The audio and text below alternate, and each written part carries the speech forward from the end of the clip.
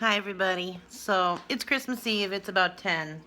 Malloy is still not home, and I just wanted to have a little Christmas rant, if you will. Not to bring anyone down, but maybe just to ask for some prayers. This happens about every single Christmas, every holiday, in fact. Um, how can I put this into words? I really don't have respect for parents who do not put their children first, who do not make them a priority in their life, um, who put their needs before their child's and before their children, and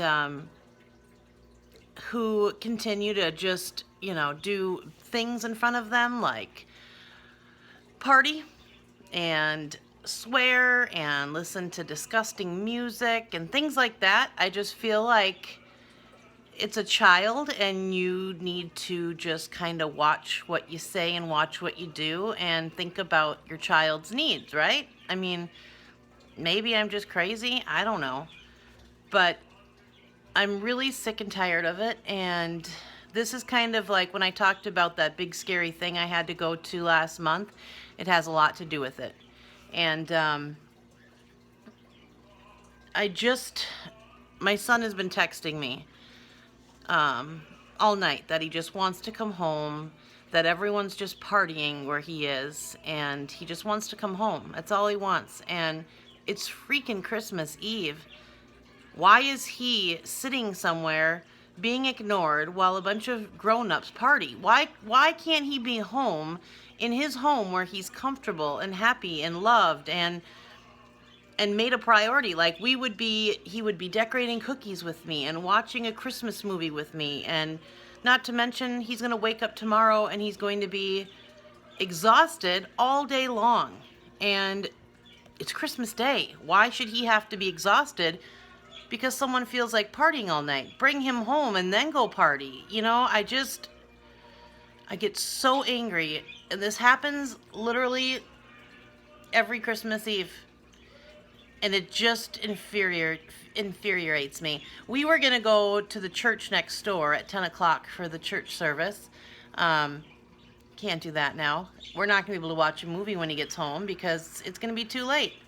I'm just so tired of it, and I hope and I pray that the next step that we're taking will prove that Malloy needs certain things and things will be fixed. That's all I can kind of say. I'm sure you can catch my drift, maybe. We went to court. I mean, that there's no hiding that, me and his father. And I had a lot of concerns, and a lot of my concerns are from my son's mouth. And he's 9 years old. He's not stupid, and he knows what he's seeing and he knows what he's hearing. And so I thought that would be proof enough, and it is and it isn't. So the next steps are going to be kind of looking at those things and talking to people about these things, about these worries I have. Anyway, so I'm hoping and I'm praying that that will make things better for my son. All I want is what's best for my son. He deserves to have a wonderful mother and father, and that's it. That's it. He deserves to be safe. He deserves to be loved and cared for and made a priority. He's number one in my life. I haven't dated since I had him, just because I don't want to put him through that.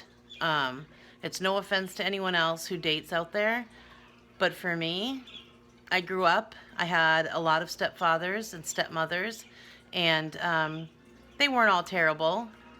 And it's not talking bad about my parents. They're wonderful. I love them to death. But for me in my life, and from what I've seen around me, different single mothers around me, and how they bring these men in and they become abusive to them and to their children, and so on and so on. Or they take attention away from the children, and just whatever.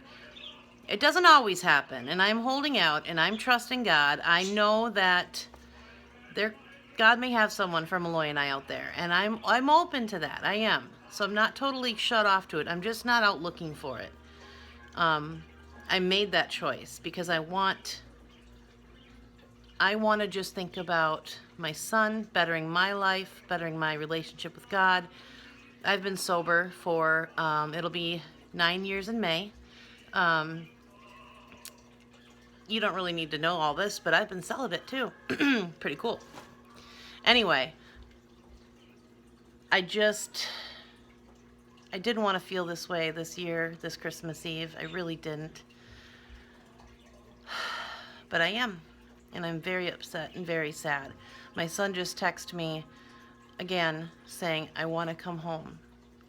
And I'm not going to cry about it right now. I'm just so angry and I feel so helpless because I can't do anything about it. It's a court order that I share my son. At this point, for now, I just want him home. It's going to be 11 soon and he's still not here. And I'm just sick of it. I'm sick of it. I'm sick of what it's doing to my son. It's not good for him. It's hurting him. Anyway, just say a special prayer, you guys, if you're out there and you hear this. And tomorrow will be great.